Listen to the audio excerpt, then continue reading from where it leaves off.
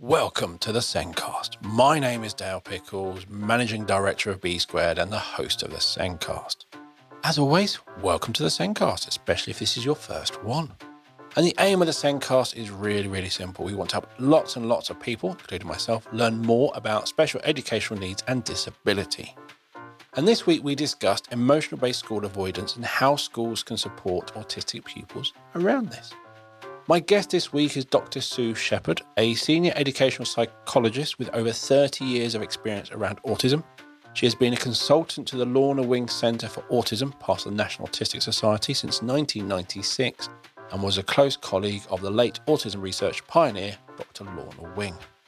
The Zencast is created and produced by us here at B Squared, and everyone knows we help schools to show the small steps of progress pupils with SEND make across a wide range of abilities and ages.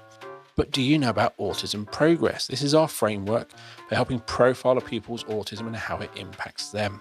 It is based on CERTs and looks at communication, social interaction, emotional regulation, and flexible thinking. And Autism Progress also includes a wide range of strategies to help support the pupils. Visit the B Square website, as always, click on the meeting link in the show notes to book a meeting with me to take you through what Autism Progress can do for you. Now, let's get on with that podcast.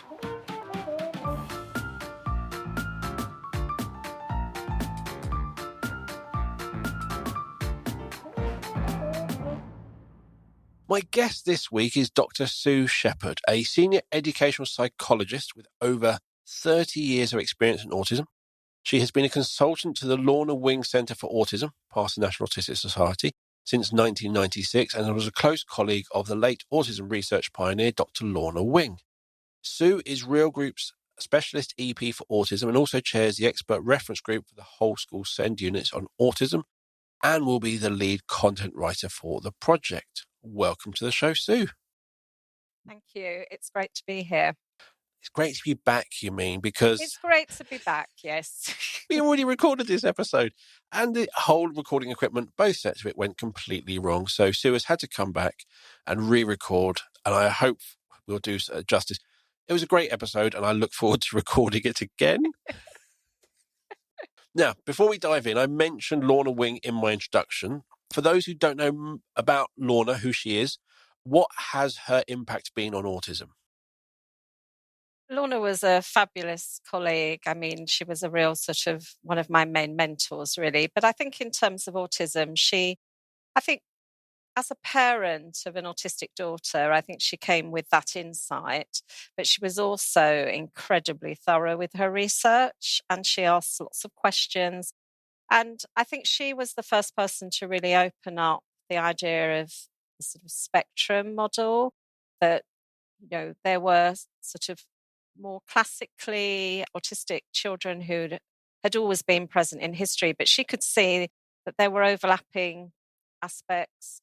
And she really helped us broaden out, understand. And I think a lot of children and young people I worked with were being described in quite negative ways. And Lorna would say, no, I think there's more there.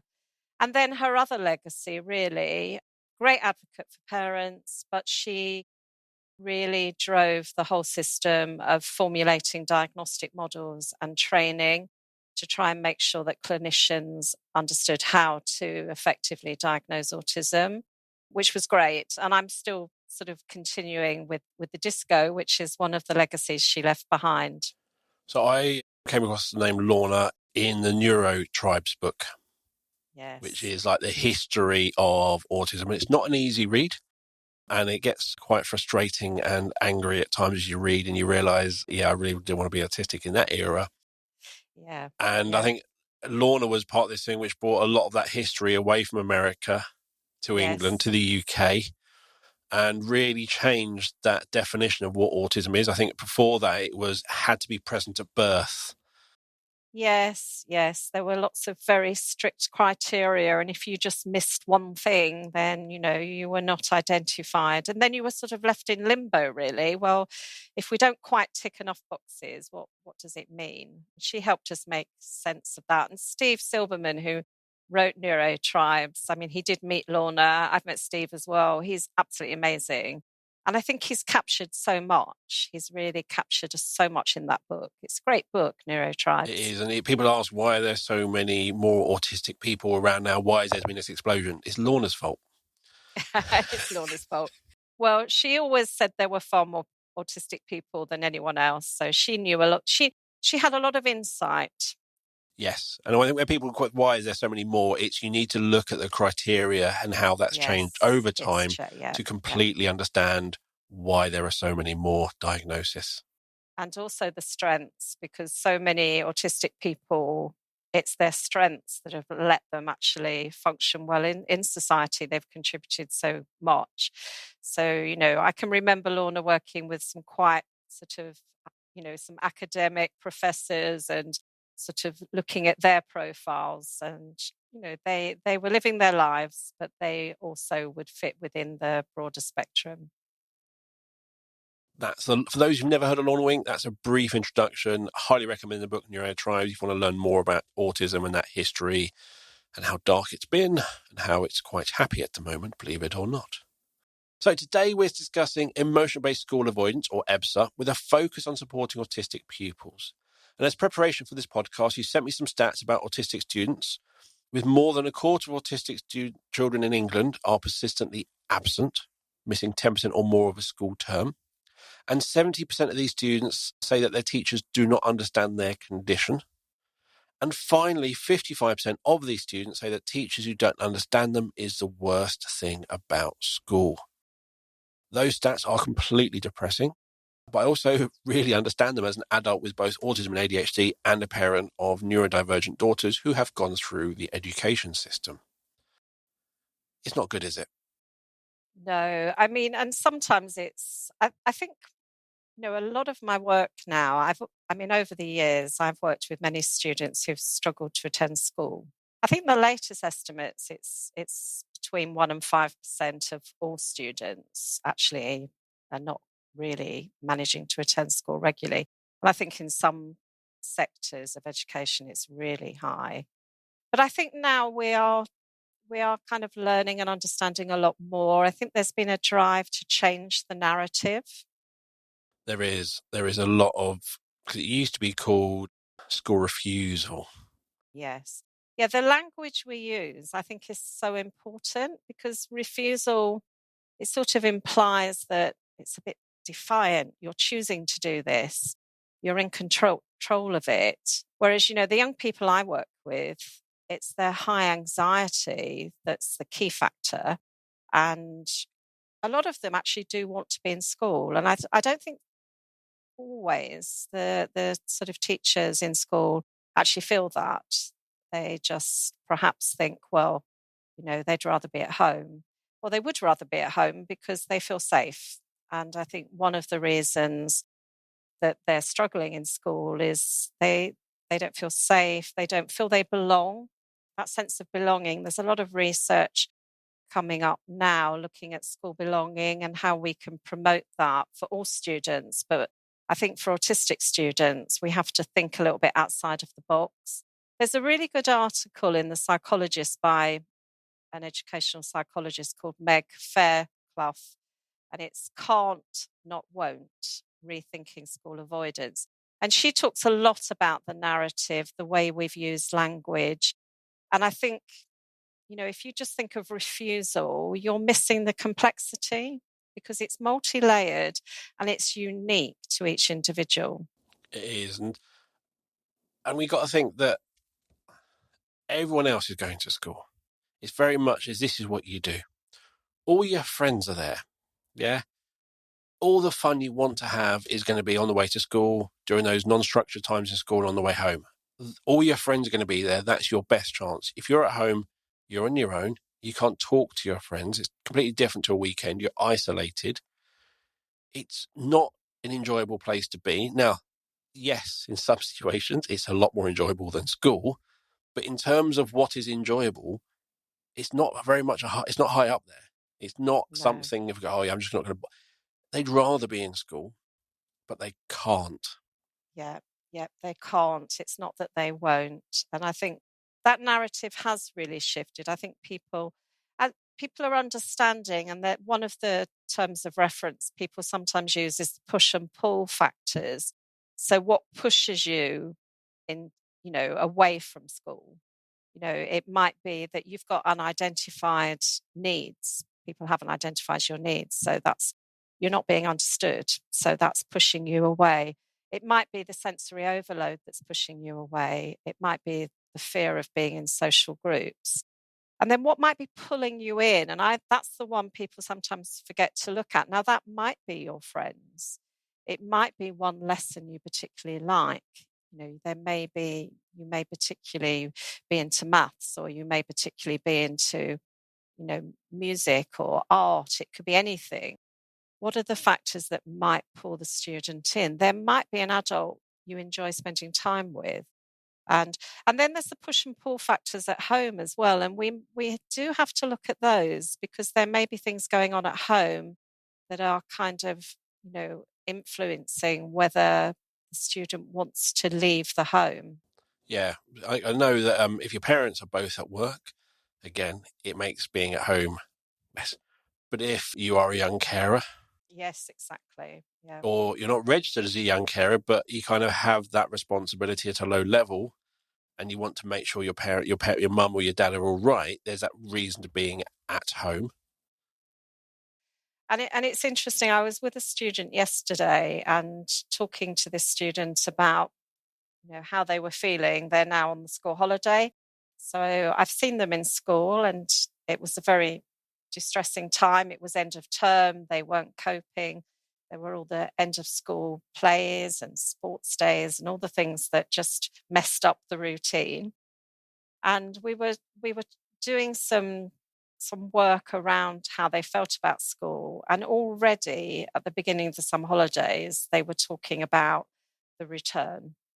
So even though they're actually now in their safe place, they're able to actually relax. They're already thinking about, it's going to be really hard, because when I go back, I will have been away for about 6 weeks. I was in Tesco's this week, and all the local schools broke up. No, it was last week. All the schools kind of broke up end of the week before, or midway through last week. I think I was in Tesco's on Wednesday morning, and there was all the back to school. Yes. It's like, Yes, all the have only just reminders. All stopped. the reminders. I know. And it was really, you thought, for this young person, what you want is for them now just to have a nice summer break, doing the things they enjoy. But it's very complex. I mean, the reasons we do, I think, as we build up, the research base, just the awareness raising, people are discussing it, schools are exploring training, which is really important. But we do have to be mindful that, each case is unique, and not assume that it is just about, it may be sensory overload. It could well be there's bullying going on, and the young person isn't able to communicate that to anybody. There might be a very clear reason for them not wanting to be in school. And that communication bit is really important. It's a 2-step process. Yeah. 1, communicating. B, being listened to. Being listened to. And if you are saying this is happening and you're not feeling listened to, then as you mentioned, that sense of belonging is going to disappear. Yes, absolutely. And it's so important for them to feel. And it's when I talk to the young people, they will identify the teachers or the adults in school who they feel do get them, but they sometimes don't feel believed. They do feel that sometimes the teachers feel, well, I mean, I'll give you an example of a girl I worked with. She did manage to go on a school trip. And so there was a teacher who says, well, if you can go on a school trip, you can come to school. And assumed that, it was about her refusing. You've managed to come to the school, get on the coach, go on this journey, spend the day with everybody. But they were going somewhere that was fun. So it was worth going to. There was a real incentive. And she did like school trips because but the teachers again sort of said, well, that just shows she can do it if she really wants to. I mean, what it tells you is it's not the other children, generally, Yes. in that situation. It's generally not even the staff. It's something about going on in the building. Because if she could Yes. get to the school to get on a coach, again, she can step into the school Yeah. grounds, but going into that school, maybe Yeah. maybe it's changing lessons. Maybe Yes. it's lots of things inside the school. And I think I come across people seeing a school as a single item. I think I talked about this is almost like a phobia. A phobia is a specific thing, like a phobia of spiders. Phobia of school, it can't really exist because it's such a big thing. It's a phobia of something within the school, something specific. Yes. Yeah. And I think people forget that school is a very complex thing with It's a lots very of parts. complex organization. And, when I think of some of the young people I've worked with, I mean, I had one girl who during COVID, they were sort of easing back into school. She went back into school and she got unwell and she was vomiting a lot. And so she then associated going to school with vomiting. And she also, after the pandemic, was very fearful of germs because people had been wearing masks and using hand wash and not touching. And for her, she was quite a young girl. She was at primary school. And for her, it was actually really quite scary to leave the house. And, she had all these fears. So for her, and it really did look very much more like a agoraphobic type presentation. And it required really intensive work. I worked with her for a long time. We did get her back to school, and it was an interesting intervention. I spent a lot of time with her, and it involved the use of roller skates because she loved roller skates, and it was the only time she would leave the house because her garden was on slope. Well, it was sloped. You couldn't use the roller skates. You couldn't travel far in the house. So we decided it was worth trying the street. And it took a long time, but luckily her school was near. So we got further and further, and eventually we managed to get round near enough to the school and got her used to being in the vicinity. So it was a desensitization program, but we had the school on board, and eventually the school actually set up a little place for her roller skates to go when we finally got her back in. And it took a lot of work, but it worked. We got her back in. So you have to be creative. She wasn't very good at roller skates, so I could try and drag her a bit further each time because she was so focused on holding on to me that she kind of forgot she was getting a bit near to the school. And that's kind of what you want to happen. It is that thing of realizing how far you've got and then going, Yes, and nothing happened. exactly. And celebrating that. And, I can think of another student I've worked with where, the meetings I had with her I did do home visits. I'm a great advocate for visiting young people in their homes. It really helps you understand them. And, but once I'd got to know her, I, specified meetings would be in school, but they would be after the school day had finished. There were no other students around. It was quiet, and that worked. And then eventually we got one of her friends to actually stay after school as well. I think the thing about people talk about building resilience, building that grit, building all those sorts of things. That's something you build when you're in a positive place. So Absolutely. when you were getting close to each school, she was enjoying herself. She was roller skating. She was maybe not paying attention to where she was and then realized and went, oh, that's all right. Yeah. Whereas if she's on a roller skate and she can't stop you and you're just pulling her towards the school, and Yes. she realizes and doesn't want to go, she's going to be terrified. She's not going to be wanting it. That's right. And just saying, although you're crying and you're really upset, look how far you've got. That's not going to build anything. Yes. And we were having great celebrations of you haven't vomited. So but it's celebrating those small steps. It really is. And, like, because I've worked with schools where they've tried to set up a program and then, it seems to be going well. And then they almost kind of just lose focus slightly. And you have to have a lot of safety nets in place. And you mustn't take the support away. If the arrangement is for someone to meet the child in the the car park, at the school gate, in the reception, it has to happen. And schools are busy places, things go wrong. You have to almost have the backup plans before you start. So, okay, what are we going to do? This person's going to meet them if they're coming in part time. What are we going to do if that person is off sick or if there's an emergency and they've been called away? Who's the backup person? And we have to make sure the young person knows that as well. And also, you can't just, if that someone's meeting them there, you can't just go, well, it's been fine for 2 weeks, so it's fine now, and remove it. Absolutely. Yeah, it's fine because of the support. So you need to, and it's tiny, tiny steps. I think there's kind of two things to think about, really. You mentioned risk and resilience early on. And I think when we're thinking about what we mean by EBSA, it's emotionally based. It's usually quite complex. It's driven by anxiety, by being overloaded by all sorts of things like social factors, sensory overload.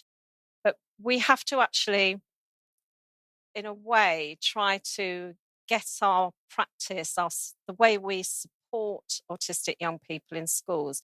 If we can make schools autistic friendly places, and then we do need to look out, we need to be vigilant, we need to actually think, oh, they're not managing Mondays well. That's when you need to step in. We must try to get better at preventing it becoming entrenched, because the students, by the time they get to me, it's usually really entrenched. And then it's really, really hard to work and it does require intensive input.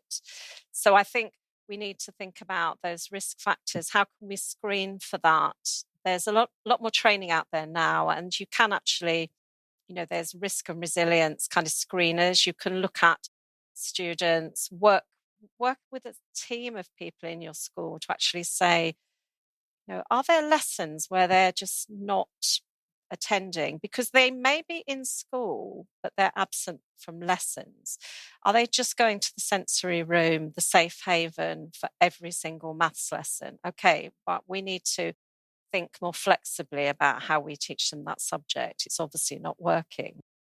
And we have to build up a sort of toolkit. I mean, I work along the model of building resilience. It's finding a toolkit of strategies, trying them out, engaging them. These are things that have helped some students who feel like you. What do you think? Which ones do you think might work for you? Encouraging them to try, because some of them will say, oh no, nothing works. But you can chip away at it and let them feel involved. It's not that you're telling them what to do. You're talking about things that may help and encouraging them to try. And also, it's one of the things, don't just take it away after X number of times because you think it's not working. Is actually, there is that internal change before you may see it externally. That's right. Absolutely. I mean, one of the psychologists who does a lot of training, Jerica Holder, and I think some of the links will be available sort of after the podcast. She's introduced this model of cycle of change, and it's very much, about readiness. When are they ready? And it's very much about, also helping them get ready. So that's giving them the scripts. I've had students who, well, I don't know what to say because I haven't been in school. I don't know what to say to the other students. So you help them develop a script and you make suggestions. You don't, but for some of them, they will challenge me. They say, no, that doesn't sound right. Well, okay, let's work on it. Let's make it sound right for you. So you give them a script, you get them ready, you make sure all the safeguards are there, you make sure that, they know who's meeting them, they know which lessons they're going to. Are they going in a bit later? When are they going home? Because initially it might be a staged thing and they will want to know when they're going home. That's going to be really important. So, we need to work on that cycle of change. And I think as the plan is put into place, we have to be prepared for there being, it's a bit of a roller coaster. There will be blips and things may dip back. And I always focus on, well, okay, it didn't work well today, but look, what has worked well? Always look at the positives and actually what they have achieved. And if it's worked well 5 times and today it didn't, okay, was there an external factor? It wasn't, maybe this is just, it doesn't work. It's actually something else happened. Will it work again tomorrow? Exactly. It's just being positive and, having an expectation that we're working on this together and we're aiming for the best we can. And that's what they need to hear. By the time they're refusing to go to school or avoiding school rather than refusing, by the time they're avoiding, they're already feeling, well, I can't do this. So we want to kind of change that mindset so that, you know, not a fixed mindset, a growth mindset. And a lot of the older students I work with, I present those models to them. I work with them trying to understand, that it is possible. There are other young people who have experienced exactly the same and they have managed to go on and achieve. And maybe it's kind of meeting halfway sometimes. I've got some students who never get back to school full time, but they do get into school and they manage the lessons that feel relevant to them. Because sometimes school actually feels quite, it just doesn't appeal to some autistic young people. Um, They you they met don't they're not motivated. no. You mentioned making schools autism friendly, and I'd just like to really clarify to everyone: making a school autism friendly doesn't make it unfriendly to anyone else. No, absolutely. I mean, a lot of the kind of positive messages that would come out of, if you look at, there's lots of articles there, what makes it autistic friendly, and it's often about being predictable, about being really clear, about reducing overload. And they're the kind of things I quite like, actually. They will support lots of other students, not just autistic students. So I don't think any of the autism friendly approaches are going to be harmful to anybody else. You know, So you've talked about a lot of the children you work with are in kind of that EBSA is entrenched, yeah. That kind of yes, those fixed mindset of this is what school is, it cannot change, I can't go there. And that is it's a sliding scale from them in school yes, and them feeling that school isn't for them. And it's a very big scale between those 2 points. And I yes, think yeah, it's only when children stop attending do yeah, schools think there's a problem. And there's also it's bad parenting, but that's not going to get that conversation started. It's the work you kind of you need to start looking for those children disengaging in school. absolutely. So, I have some students. In fact, the child I was working with this week said, well, if they're learning about Africa, if they were doing African animals, that would be fine because I like animals. That's what I want to do. Or another student, they're running their own YouTube channels and coding and programming and doing all sorts of amazing things. And then they go to school and they think, oh, computing will be interesting, but they're way ahead of the teacher. And it's like, this is stuff I just knew a long time ago. And this is, it's hard for teachers because they have a curriculum to deliver. So in that respect, but, I always say to teachers, well, you're not going to teach them anything if we can't get them in school. So if we can't be flexible about what we're teaching them, let's just get them in school. Does it matter what they do? It's the getting them into school and giving them a positive experience that really matters. It is being in school. There is, and I completely agree. There is children are, I'm going to say the words, generally safer in schools. Yes. Not every child will feel safe in school if you're talking about EBSA, but generally being in school is a safe place. You're kind of in touch with the children. You kind of, for lots of reasons, it is a safer place for children. So, as you said, if they're not going to lessons, can they still come in? Yes. Can we make them, and I'm not saying have an all the way through daycare centre in a school. That's not what we're saying. But it is, we want them in school. We want them not building up that kind of negativity around what school is. We want them to enjoy going there and wanting to go there. And if we keep that bit going, getting them into lessons is a smaller step than just getting them into school. Absolutely. And I think, I worked in one secondary school and they were very good at this. They did motivate the students to attend. And there was one lad I worked with. I know we're talking, about we're talking a lot about the girls, but you do get autistic boys as well who are struggling to attend school. And we had one lad who he ended up running a little school enterprise. He spent a lot of time in the office, and he actually was really good. He'd say, "Oh, you really should, when you're ordering, you should do this." And he was giving advice to the admin staff. And in the end, he actually took over all the stationery ordering, and he'd go around and he developed a really good system. And I think he saved them quite a lot of money, actually. So that became his reason to go to school, was because the office staff needed him. But then you could actually weave the curriculum into that. There was a lot of maths, there were a lot of communication, a lot of social skills. He had to go around to the department heads to check if they needed to order anything. And at the same school, they used to get a lot of the autistic students involved in the catering if they had visitors. So the hospitality side. So if there were visitors coming to the school, they had to go out, they were going to make a cake. They had to go out and buy the ingredients. They had to make the cake. They might do the meet and greet. They might serve them. And they would be in school on those days because they had a very clear reason. We had another girl who liked to hoover. She was quite useful as well. So we had to buy a new Dyson because she only liked Dysons. But it was worth it. So that got her in school. So, it can be anything really. And I think working out, this is why you really need to know the student. How to connect with that student is really key. And who connects with them?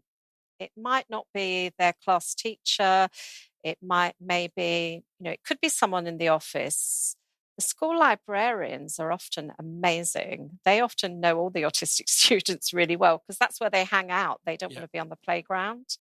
So I think that connection with key people is really key to getting them in. Is there someone they can just go and be with? Someone who gets them, someone who knows what they're interested in. That's so, so important.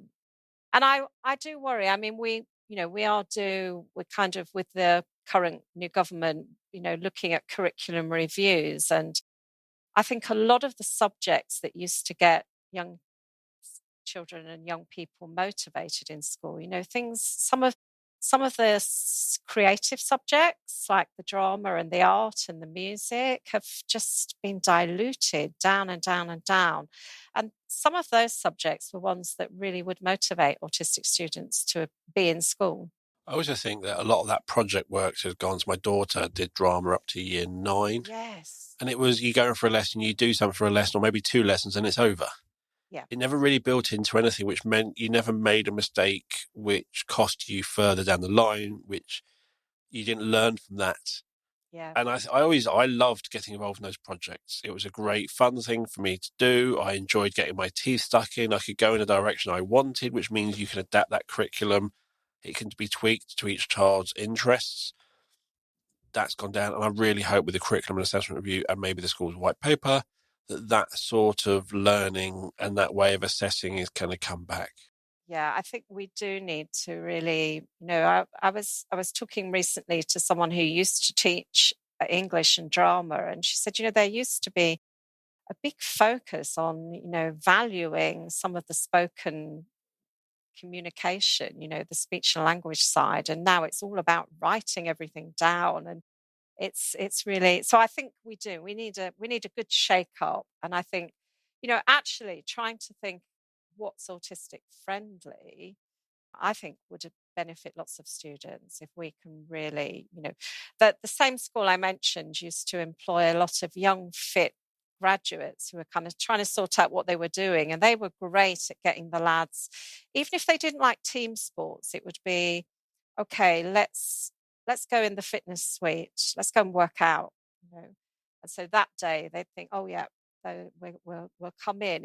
It's giving them, and once you've got them back in school, or you've got them attending regularly, then you can start to build up the resilience. You can work out what's the toolkit they need, which are the priorities, and trying to find out. It is about really, it's kind of like being a bit of a detective, trying to get in there and working out. I mean, Jerica Holder, who runs a lot of courses, it was initially for psychologists, but she's doing a lot for teachers and families now through one of the ed psych training groups. And she actually really kind of promotes that model of, you've got to get in there and get to know the student really, really well. And she developed these school wellbeing cards because very often autistic young people find it hard to tell you because they don't always really know. And if it's open-ended, if you say like, okay, you're not finding it easy to come to school, why?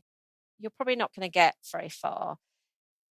The school wellbeing cards, they basically have a whole list of scenarios or characteristics, and you just sort them out. And it's like, true of me, not true of me. And I find that's a brilliant way to get information from the student because they are just sorting it out. And they are often very, very definite, really, really definite about, like they look at them, that sense of belonging, whether they feel they belong to the school. And they will put it, not true about me. It's very, they will very firmly put it there. And other times they often want to put it in the middle, which I don't mind. They'll say, oh, well, sometimes. And then maybe because they've identified that, you might be able to just kind of probe a bit more. So giving them structured ways, and even with the strategies, if schools are trying to think what might help, again, I've got lots of lists of things that might help, coming into school later, earlier, coming into particular lessons, being able to sit near a friend, being able to sit near the door, having a safe place to go. And you can actually get them to sort them out. Would that help you? Would that be important or not important? And because sometimes the things we think might help actually won't. They say, well, if I come in late, I'm going to stand out. Everyone's going to look at me. Yep. And you might be thinking, oh, they're coming later, then it won't be so busy and it'll be calmer and it will all be fine. But no, they're going to be so worried about standing out that actually it's not going to happen. And also they won't walk in with their friends who came in an hour early. There's so many little things. One of the things that I like that kind of loads of different questions, that question bank to ask about school, because many years ago, my nephew was doing his EHCP accent range, doing all that, and we're having that people voice part. And I helped out, and I said to him, "What do you like about school?" And he just got his timetable out, went through all the lessons, and put it away. Yes. School was lessons. That idea of what school is, and all those other things, that's an idea. And I literally going, okay. So I was trying to, if you could take your school and rebuild it somewhere else, what would you change? And he's like, well, I wouldn't, because you need all the classrooms. And it's that abstract sort of question I was asking. And at the time, I couldn't ask it in other ways. I was struggling asking about, but having those sorts of more closed yes, no questions, that's simpler. The picking specific aspects of the school will really help you understand what they're thinking about school. Yeah, you do need to. It's complex. We need to try and understand each individual. I think it's so important. And then we need to kind of tease out what might be those push and pull factors, those contributing factors. And they could be very clear. There could be very clear reasons. I've got a student I've worked with over a number of years, and at the moment she hasn't done her GCSEs, but she's been in a school where a sibling has been doing GCSEs. The school hall has all been set out, and suddenly her anxiety and her, reluctance to go into school came back because she was picking up on all this anxiety and stress. And then I hadn't really thought about it so much, but so many students now get additional support during exam period, which is absolutely appropriate. But it does take up a lot of the special needs staff. So suddenly a lot of her interventions were kind of being reduced because they needed the rooms, they needed the staff. So there was this stressful period, and she was only in sort of a lower year, but it was having a real impact on her. And there was this sense of, oh, well, why doesn't she want to come to school now? And like I had a good enough relationship with her that I could kind of tease that out. But it's almost like you said, people think, well, it's sorted now. You have to be mindful that there can be all sorts of triggers that may kick back in. And that's where we need that holistic approach, the whole school approach, collaboration, really, where people think, you know, before the exam period, what might the impact be on our autistic students during that GCSE period? Should we be thinking about how we can support them slightly differently and preparing them for it rather than suddenly saying, oh, no, you can't go in that room? That preparing, that certainty Yeah, is such a big thing. I have this every Thursday. Are you not going there today? Okay, you've just mucked up my entire day. How long have you known? Oh, about a month and a half. Okay, perhaps maybe last week when the session, tell me we're not meeting next week. There are so many opportunities that preparing them, the understanding. And it's the same when you're going back to their visitors. When you have a visitor in, giving some students roles. Why? There's a certainty. We've got a visitor in, and my daughter, everyone has it. Even the teachers have it. If someone's sitting at the back of your classroom as a teacher, you're nervous. You're uncertain. absolutely. If your children are sitting there going, oh, what are they here for? What's going on? Uncertainty. If you can sit there and have a role for that student, when we have visitors, you do this, I've got a bit more certainty. I don't know why they're here, but I know my role is to make a cup of tea and all these sorts of things. But that certainty is such a big factor that even as an adult now, I really like my certainty. I need my certainty when things are maybe up in the air. I'm struggling. I'm waiting for it to be settled. Even as an adult, when I have all these experiences, all these past things I can call upon, all these strategies, I'm still anxious when I don't have that certainty. We all are. When it says flight delayed at the airport, Yes. there's a reason. Safety, things, someone ill, something broken, safety, often safety. But no, we're anxious. We're not sure. We all know that. Now imagine being a child who really needs that certainty and for no reason linked to them or that person who does that intervention, but a child who's 3 years old is doing an exam. That's the reason. That explanation needs to happen to help that person understand. And then you need to ask them, okay, so that's not going to happen. Do you still want to have time out the classroom because you need a break? Do you want to stay in the class? What is it? Have those conversations. Give them a bit of control. And I think it's sort of, this notion of the fear of uncertainty is definitely a huge theme amongst this group.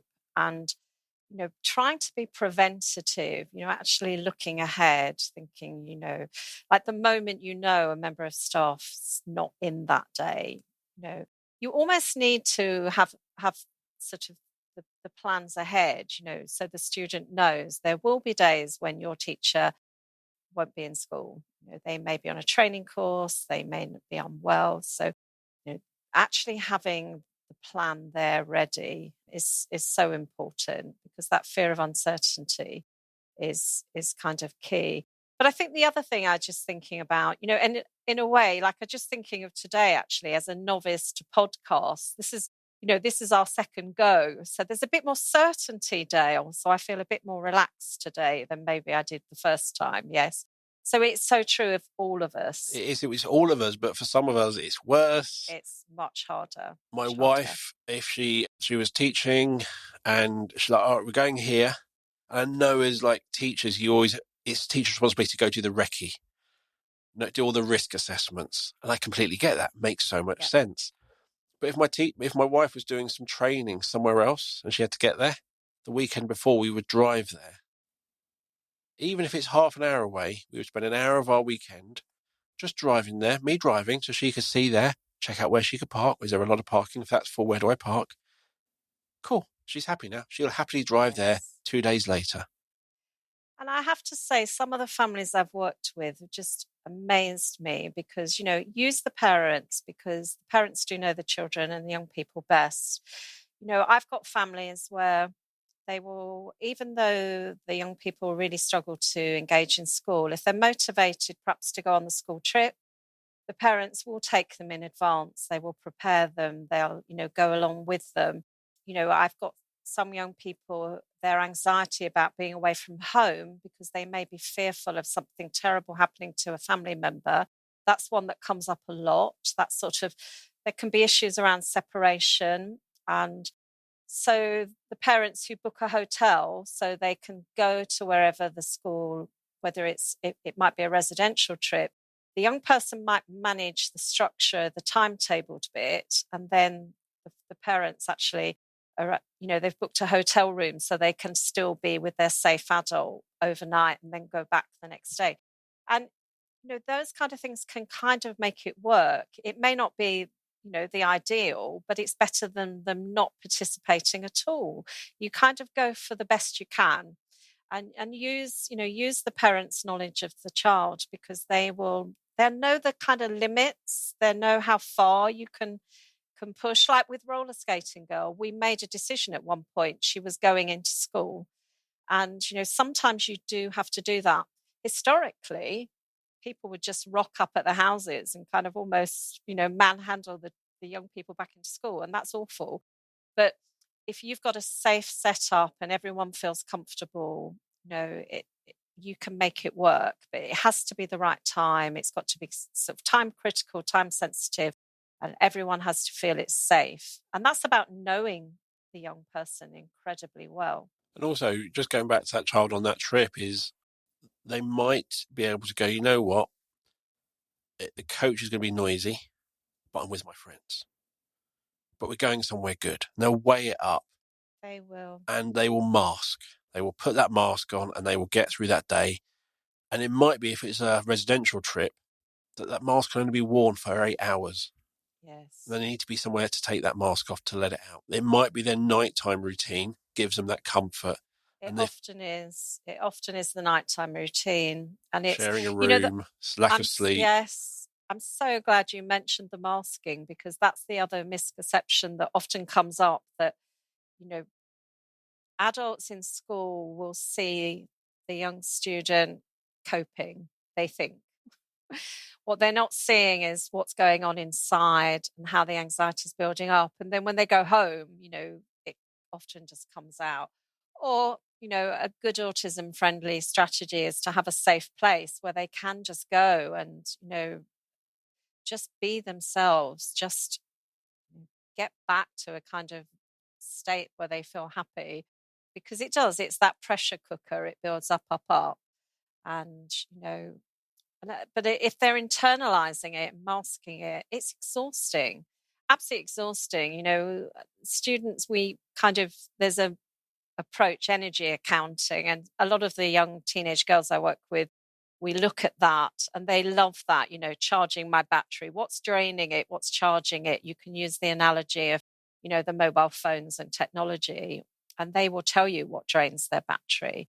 So then we have to think, well, what's going to charge it up? Okay, being in a quiet, dark room might be perfect. Going and playing the drums for half an hour at lunchtime, not having to go on the playground, or maybe only going once a week, not eating their lunch in the lunch hall.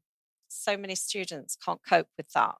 But if you give them somewhere else to eat, a quiet room, they maybe hate the sound of people eating. They've got hypersensitive hearing.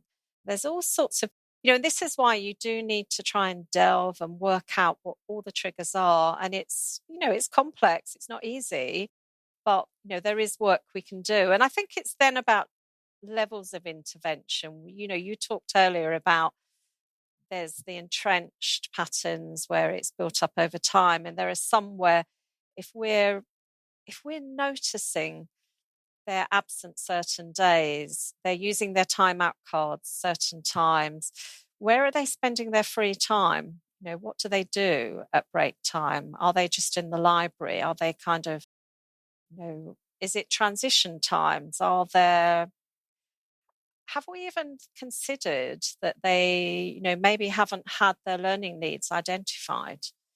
It's quite a few students I've worked with, when I actually assess them, they're not attaining, their attainments are low. And I actually do a profile and they're amazingly bright. I was with a student yesterday who we were discovering his superpowers, and he now feels quite good because in school he can't read very well, he can't write very well, and his spelling is pretty, low level. But he now feels, oh, I'm doing that like a teenager. I'm only 8, but actually I'm really good at that. And so again, they're judged on attainments very often. Judge on attainment using very specific things. It has to be written down in this style, written this way, within a certain time frame. All those restrictions is how that child is judged. Yes. And there's a lot of restrictions, more than people realise. One of the things you mentioned earlier, which I meant to talk about, and you kind of come back to it with those unstructured times, is not knowing how to join in, not knowing what to say. You mentioned about using scripts. Yes. And obviously, I'm a very cool person. I'm really down with the kids and all that lot. I say the word skibbity and riz and all that stuff. Obviously, I'm not. And one of the things I've used with my daughter before is she wanted to write a letter to a friend saying the friendship isn't great. And I said, right, I need some bullet points for positives, some bullet points for negatives. And we wrote it all out. And she was like, that's not how I'd say it. Absolutely. So I just grabbed it, stuck it in ChatGPT and said, write this like a 13-year-old. Oh, amazing. And it just came out. Did she like that? Did she like that version? She literally came back and she was like, yeah, I wouldn't use that word. And then she adapted it a bit further, but it was like 95% there. Write it like a 13-year-old or write it. And it was just, that thing, we know as adults what to say. We know the things that work.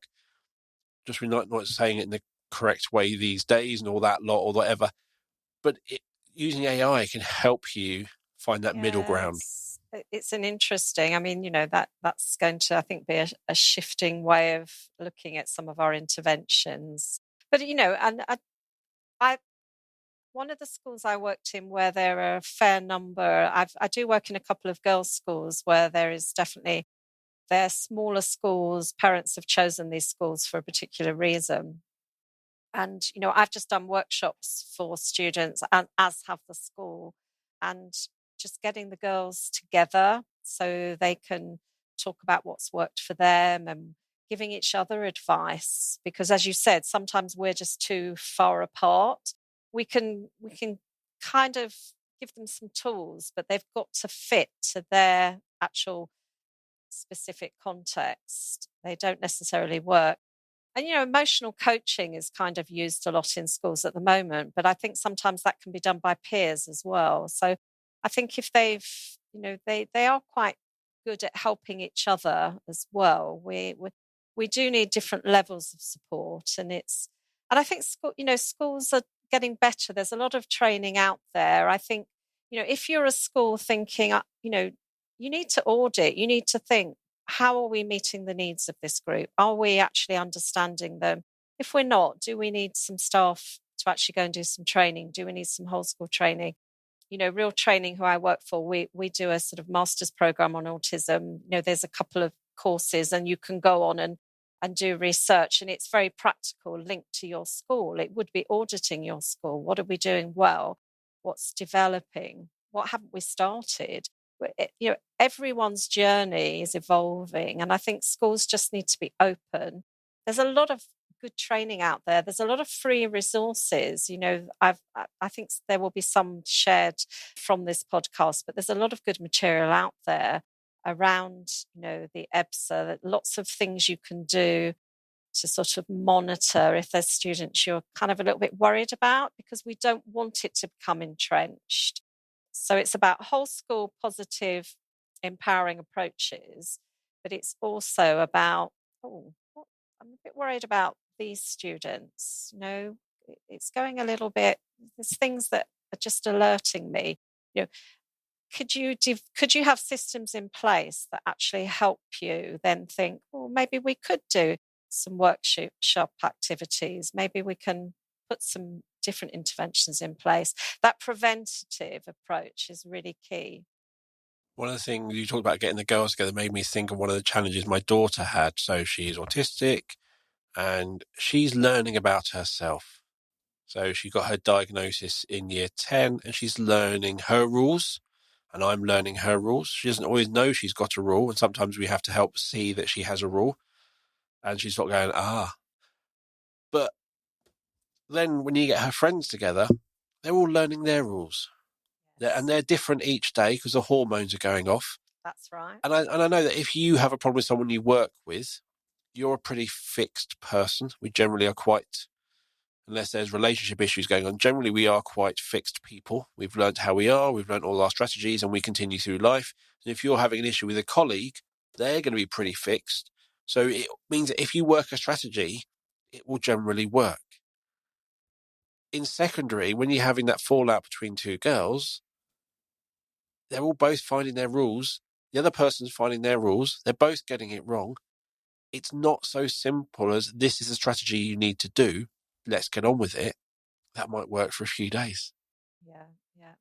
And I think, I think I've mentioned a few times this idea of journeys and narratives. I think very often when I come into the entrenched school avoidant kind of cases, when I actually sit and talk to the parents particularly, and then as I get to know the students, it's not a new thing. It has always been there. And I think it is about thinking, well, when was it good? And also, were there things that they've tried that haven't helped? Now, sometimes it might be because they weren't ready. And sometimes it might just be because it's too much attention on them. They can come in a bit later when it's quiet. And no, that's making them stand out. They don't want that. So what hasn't worked is just as important as what has worked. And you do need to look at that whole journey and that cycle of change when they're ready, what they can manage. Because I think with some of the really entrenched cases I've worked with, and Jerica Holder with her work, it's very much they get to a stage where they need recovery time.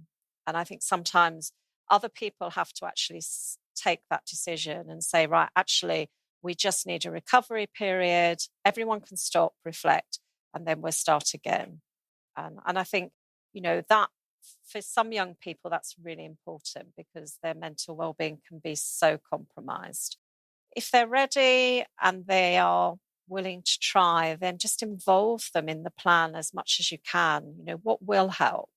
Try to find out from them. And as I said, don't expect them to just tell you that in an open-ended conversation. You have to be creative about how you find out. Like parents will often say to me, well, I only ask them about things on a car journey because, that's a time when they're not looking at you and they may actually talk. You have to find what works for them. Definitely. And one thing interesting you said there was with EBSA, it's like they're not attending a school. That wasn't a blip. That wasn't a one event that made that happen. Absolutely. It's been a downward trajectory for a long time. Things have been getting worse. Changes haven't happened. And then it's that straw which broke the camel's back. Yeah, it's that last little bit. That's not a big bit that happened. It was a small bit. There were much other things happening. It might be when they started secondary school, it started going wrong. It might be when they went into that year group, it started going wrong. It might be when they moved. There are lots of reasons when it started. And obviously when it becomes that can't cope with it, it's one final thing. You've got to look back much further than you realise. Yes, you have. You've really got to understand each individual and connect and really try and get as much insight into that journey as you can. Because I think if you understand the journey, then you know what the challenges have been. Then you can begin to actually start to think, well, let's work on those barriers. Let's try and get rid of some of them. We might not be able to get rid of all of them because of the systems that we're in. But if we can get rid of some of them, that might help. It's important to just try and get some more kind of pull factors into school. The things that are pushing them away are the ones we want to kind of try and sort out. We need those pull factors. Get them into school for whatever's going to make them feel good. If I worked with one teacher who worked with a student at home and we did get her back into school, but she loved art and crafts. So it was a matter of off they went to Hobbycraft or wherever. There are other places, of course, and they bought everything they needed. And then she went into school. She'd prepared the craft activity And some of her peers came and joined her. So she went to school with a purpose, with a reason. She was with students she liked. And then you gradually get them into a lesson that they like. It's a very, it's a very gradual thing if they have become entrenched. But let's try and get in earlier so it doesn't get to that stage. I think that's the message, really, that we need to get in as early as we can, look for those risk factors. I love my analogies. And if we think of EBSA as you twisting your ankle, you spraining your ankle, soft tissue damage worse than a break. Doesn't show up on an X-ray, it's swollen. If you keep trying to run, obviously an avid runner, if you keep trying to run on an ankle, you're just going to do it worse. And then it's not going to go well. What you need to do is have a rest. Absolutely. Let it go down. You might have physio, which is that extra bit of support, who's helping you work out when's a good time to start taking it back up again. That's right, that readiness. And it's that readiness, I think. And if you think about EBSA as that child refusing to come into school or can't come into school, rather than turning it into a battle, which is making it worse, kind of respect it and go, okay, cool. Let's revisit in a couple of weeks and see where we are. What you don't want to do is they've left school because they cannot cope. And what you can do by trying to get them in really quickly and forcefully is you're basically putting an even bigger barrier between them getting back into school. It becomes so much more entrenched. And you can communicate. I mean, some of the good practice I've seen in schools, and there is a lot of good practice. I mean, I know sometimes we hear of cases where things, are not working well, but there is some really good work out there. Teachers who will, they'll go on the Zoom, the video contact, they will touch base with the students. Just because they're not in school doesn't mean you can't communicate with them. They come in and see you after school. You're communicating with the parents. Maybe someone from school does a home visit. Because if they're out of school and there's no contact, then that sense of belonging is just going to disappear. It's got to be welcoming. And I'm going to wrap it up there. Thank you. And thank you again. Yes. I think it's been interesting to repeat it. I'm sure we've talked about lots of similar things. I think we went slightly differently, but we did cover everything. We kind of, I think, covered before. Looking at the notes you sent me, I think we've covered it before. We've covered it, again, differently, but the same. It's the same with autism. No one person with autism is the same. If we recorded this 3 more times, it would never be the same. It's just the same. So you give me loads of links. You give me links to real training. I've put in the Neurotribes book as a link. You've given me a blog on EBSA, EBSA toolkits, EBSA flowcharts. So loads of stuff there. There's lots of stuff for schools. If you feel this is new to you and it's an area you need to develop, there is some really good material out there. Lots of local authorities are giving out toolkits. So there's lots of training you can do. So, just go for it. They're a great bunch of students to work with, and let's embrace them and enjoy sharing their journey and making them feel that sense of positive well-being. That positiveness is what it's all about. Not trying to get those attendance numbers up. It's supporting the children, and the attendance numbers will follow. Not the other way around. And as always, you'll find the show notes wherever you listen to the podcast, but also on the Zencast website. So thank you for listening to the show. If you aren't following us on social medias, you'll find us on Twitter, Facebook, Instagram, Blue Sky, and TikTok. Just there and search for the Zencast and you'll find us. And you can always send us a message through there as well. The Zencast is created and produced by us here at B Squared, and we help to show the small steps of progress pupils with SEND make. But did you know about Autism Progress? This is our framework to helping profile a pupil's autism and how it impacts them. It's based on certs and looks at communication, social interaction, emotion regulation, and flexible thinking. Autism Progress also includes a wide range of strategies to help support the pupils. Visit the B Square website or click on the meeting link in the show notes to book a meeting with me to take you through our assessment software and how it can help you. So thank you for listening. We'll be back next week with another episode of the Zencast. It's goodbye from me. And goodbye from me. Thanks for listening. Bye, everyone.